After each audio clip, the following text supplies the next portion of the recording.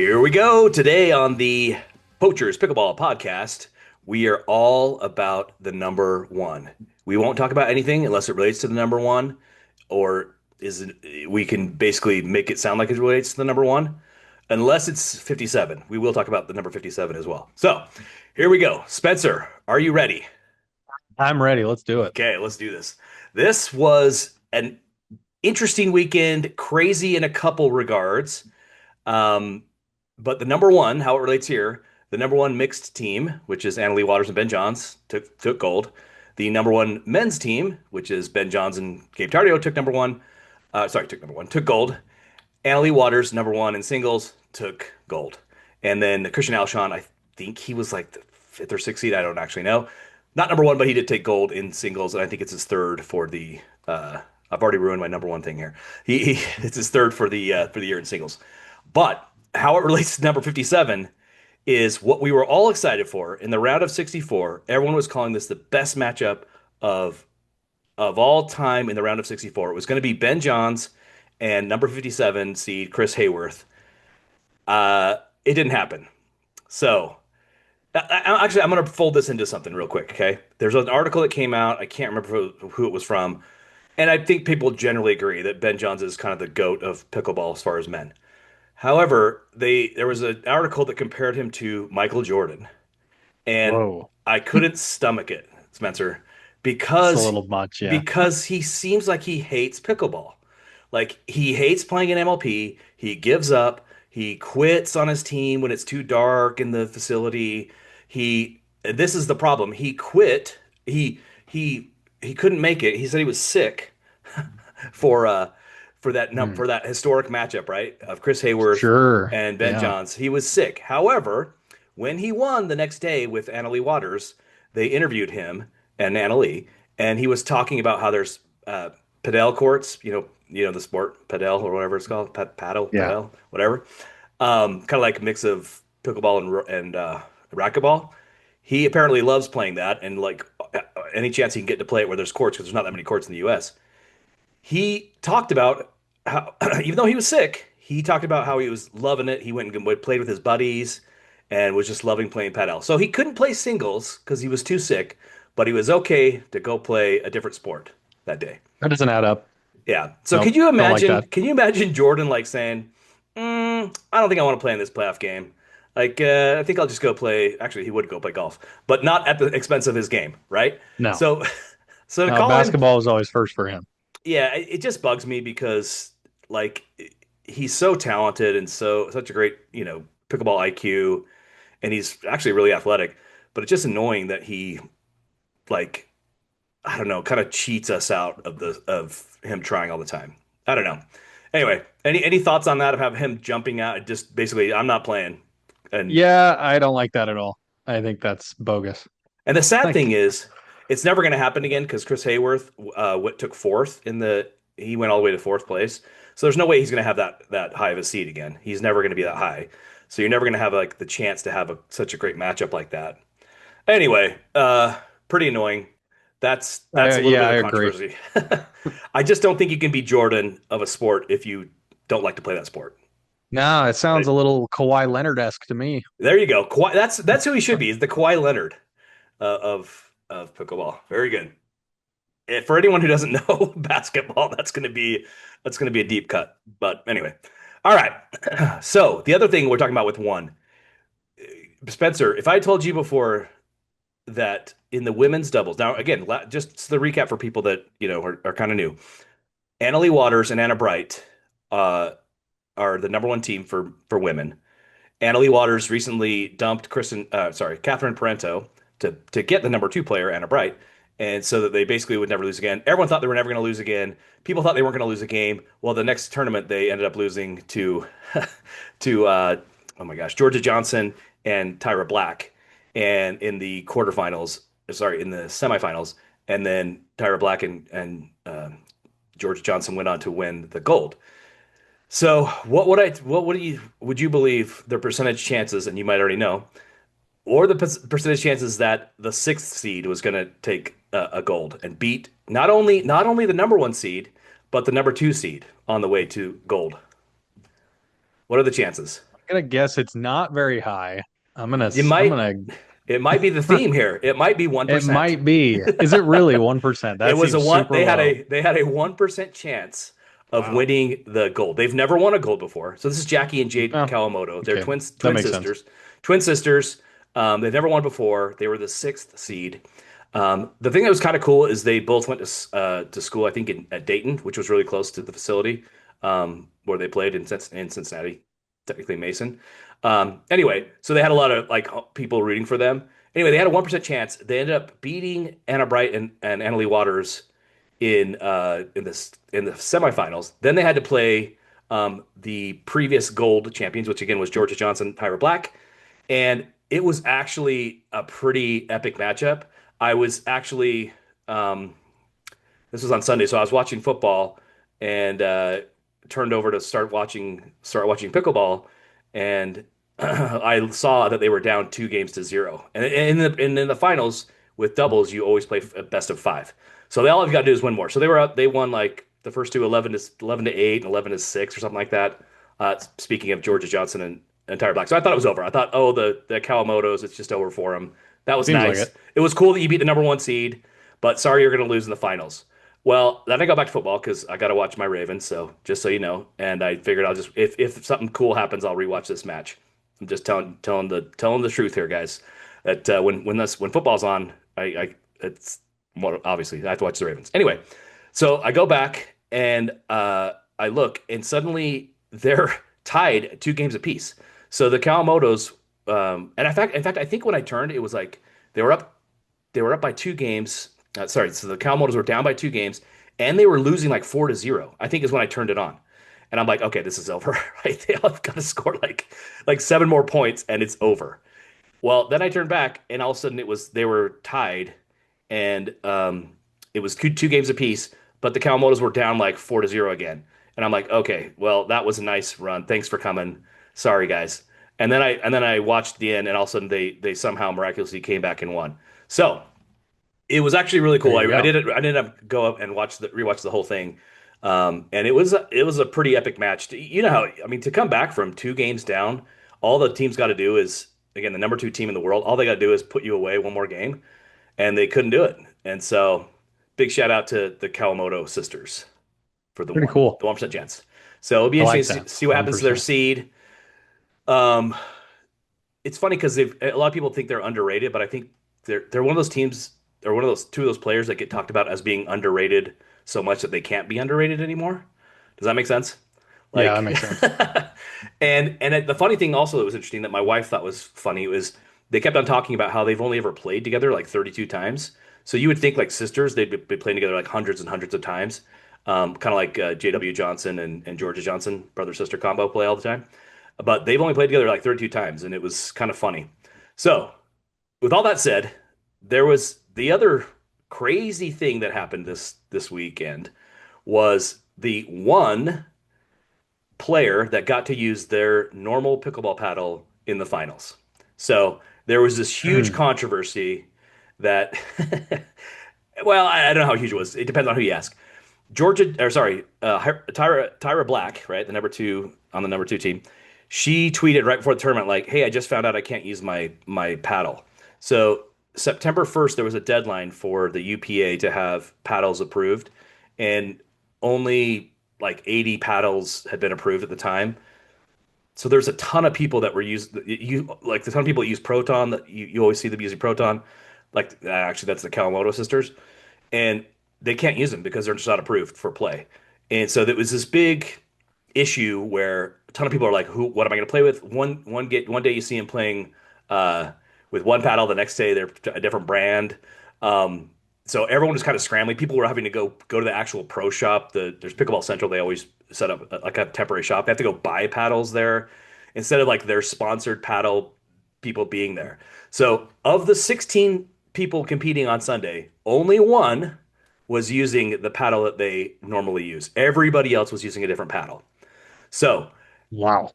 crazy. Now, in theory, the all the paddle manufacturers know that there's a deadline and they know they have to be have their stuff submitted. The Proton guys said, "Look, we submitted it and we thought we thought we maybe we have to dial it back if it didn't pass, which it didn't pass. They kind of like were basically saying we're going to go right up to the edge of like what's legal. And then they figured they'd have enough time to have a retest, and they didn't. So that's part of the reason is that Mm. there was just a kind of a backup in the queue. Anyway, with all that said, everyone's complaining like you shouldn't have like a paddle rule issue in the middle of the season. What do you think? Should they have waited till the new season started? Apparently, paddle manufacturers Yes. have known about this for a year, though, just for the record. Oh, okay. Well, then that's kind of on the manufacturers, I guess, too. But And yeah, having like that kind of disruption in the middle of the season is not it. That's yeah, not ideal at all. well, it's kind of crazy because now do the Kawamoto sisters go to EULA, which is what they were using instead of Proton. It'll be interesting to see. Anyway, one thing that was really funny to me though, real quick, and then we'll move on to your news. One thing that was kind of funny was Tyra Black. I kind of like this. They started to interview the people who lose the gold medal match, so who the winners of silver, and I loved it because they interviewed Georgia Johnson and Tyra Black, and it was hilarious. I actually had to go back and rewind it because Tyra Black is sponsored by a company called Pickle, and she was holding up her. You know how people hold up their sponsor, their drinks or their paddles when they win or whatever. Well, anyway, she was holding up a Pickle paddle, which is her brand.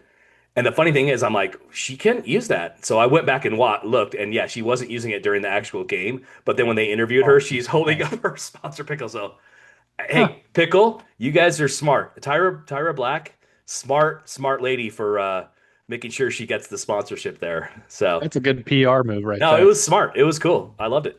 All right. So you got some news. Tell us a little bit of the news about the whole of MLP. Yeah, we've got the news on for PPA. We have the schedule for 25-26. So there's a new format change. We're gonna get a fall to spring season similar to like what you see in pro basketball or pro hockey. It will run through June of 25 through May of 26. So I guess it kind of already started, but Sure, technically. 21 total events. And we talked about this a little bit before, but you like the restructured point system. Yeah, so So yeah, go through yeah, that, then I'll comment. yeah. So the Worlds is 3,000 points. There's three slams, and those are 2,000 points, and that's Cincinnati, Masters, and Atlanta. Worlds is Dallas. And then there's five cups that are 1,500 points. San Clemente, Virginia Beach, Vegas, which we might be at, Yep, Mesa, and St. George. And perfect. then there is 11 opens across multiple cities. Those are worth 1,000 points. And they've moved the finals to San Clemente for May of 26. So, and there won't be a 2025 final. So there you Yeah, go. so there's more. I think there's just more points available. I my understanding is that there's like, and I could be wrong. So if I'm wrong, let us know. That means you guys are listening. That's great. As far as I know, everything is worth 1,000 points except for the slams right now, which is what we just had in Cincinnati, worth 2,000 points. And I don't know actually about the world if they use or if they're just worth 2,000 or not. But this gives you more levels, I guess, for lack of a better word.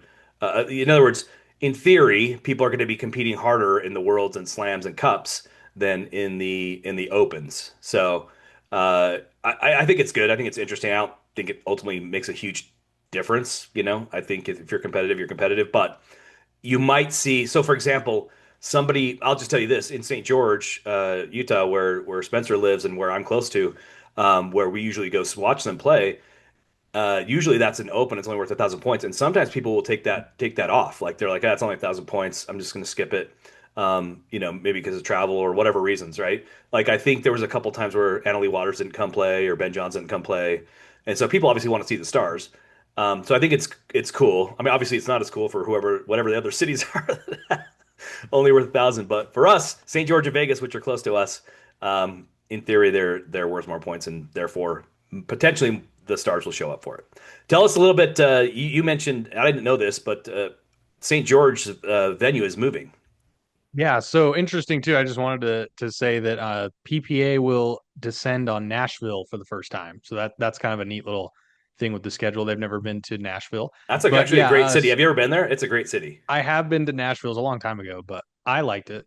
Yeah, So it's I a bet cool it's a city. I great hate place. country music, but I still think the city is cool. We went to a barbecue place and they have every floor has a live band. Like, sorry, there's a band on the second floor and the first floor. Why do we need two different bands on the floors? It's Music crazy. everywhere. But I'll tell you this, a little trivia. If you go to Nashville, look for the Liggett Building. There's a building. In Hmm. fact, you can see it right here. Oh, wait, right there. Can't see it very well. That's a picture of the Liggett building in Nashville. It's just got this giant sign that says Liggett. For those that don't Nice. know, Liggett and Myers is a cigarette company. If you hopefully you don't smoke, but if you do, L&M or Liggett and Myers is the cigarette company. Sometimes people ask me if I'm related. I say I wish I had that tobacco money. That would be awesome. So if you go to Nashville, go to the Liggett building. If you're gonna go see the PPA. Anyway, go Yeah, ahead. So but tell us about so St. anyway, St. Nashville, the George. new one, and then yeah, you talked about St. George is getting, well, they're moving the location. So the last few years, at least, it's been at the Little Valley Pickleball Complex, and I didn't have any issues with it being there. It seemed like a Oh, good it's fine. venue. But they are moving it to Black Desert Resort. So last year, I know it was sponsored by Black Desert Resort, Yep. and it's a new resort out in Ivins, about 15 minutes from like the middle of St. George. And I guess they have pickleball courts there. So I went So there you for the haven't, PGA yeah, tour. tell us about your experience because the PGA has been there, which is pretty cool. Yeah, the PGA started going there last year, and then earlier this year, the LPGA did as well. It's a nice resort. It's been opening in phases. So when I went out there, it was only through phase one for the golf tournament to make sure they were open for that. But so I haven't been out there for a while. But apparently, there's pickleball courts because it's now, like you mentioned, it's a cup competition. So it will be called the Greater Zion Cup at Black Desert Resort. So a little Cool. bit of a venue change there for us in St. George. And obviously that's new, so it should be pretty nice. Again, Oh, I'm sure. Yeah. Little Valley is actually great. It's actually extremely popular. There's a ton of courts there, but they do It's have to, always full too. yeah, they do have to build up the grandstand. So I'm curious to see what it will be like. Anyway, sorry, that's a little bit more for our local listeners, but I'll tell you There's a what. few of these though. I'm looking at. Yeah, no, go ahead. Go no, go ahead, go ahead. I was No, I just was gonna gonna make a say I'm just joke. looking at a few of these, and I'm like, okay, so Vegas is close. Obviously, St. George for me is super close, like 15 minutes down the road. But there's a lot of these where you could potentially make the trip down. I don't know. Yeah. You tell me. Palm Springs in Uh, don't January. don't That's tempt pretty me. nice. Don't tempt me. It's more You know, more about my wife. So what people need to do is share this podcast, and we need to get extremely rich, and then Spencer and I can travel wherever we need to go to cover the stuff, and then also maybe we can get a condo at the Black Desert Resort and just be there there you go. permanently, so we can play on the nice new courts. What do you guys think? All Yeah, right, like and we need yeah, press credentials. you need exactly. All right. So one more thing to talk about before we get out of here, and two more things. Two more things. So the next one, next tournament is not this week, but the week after in Sacramento. It is a wooden paddle tournament. So every pro, now if you're playing as an amateur, you can play with whatever you want. I think people complained, and so they said play with whatever you want. Normally, if you were amateur, you were going to have to play with wooden paddle. The pros have to play with a wooden paddle. Some people hate this idea. Some people love it. Spencer, I'm putting you on the spot. What do you think of them using the original wooden, well, not original, but basically going back to how the sport started with wooden paddles? What are your thoughts? I like it. It's like a throwback event. I like it. It's going to be really interesting to see if people can shape the ball, how hard they can hit it. Can they dink with this wooden paddle? I saw some pros on Twitter practicing with one, so it was interesting. We'll see what happens, and we'll next week we'll have a little preview. And hopefully there'll be some more footage of people trying to use wooden paddles. But that's interesting for Sacramento next week, not this weekend. The only other thing I have to tell you is there is a new way to bet on PPA, and it's actually legal in all 50 states. So I actually downloaded the app and put like 50 bucks in there Oh, just for the nice. show, and so I Just for the can show. just for the show. So don't tell for my wife, it's just for the show. I know 50 bucks, not much. I'm not much of a bettor, to be honest. But anyway, it's called Kalshi, Kalshi, and they signed an exclusive deal with PPA. And it's more like, again, I don't have a big review of it. If you want to hear more about it, Zane Navratil's podcast, Eric Tice talks about it, which I'd recommend. See, we're all about spreading the love. I don't care what podcast you listen to, as long as it's ours too. Anyway, Kalshi, you kind of bet on it almost like a stock trading is what I've been told. So I'll have more details Interesting. once the props and everything are up for the Sacramento tournament. It's gonna be actually really interesting with wooden paddles. Betting on a wooden paddle tournament.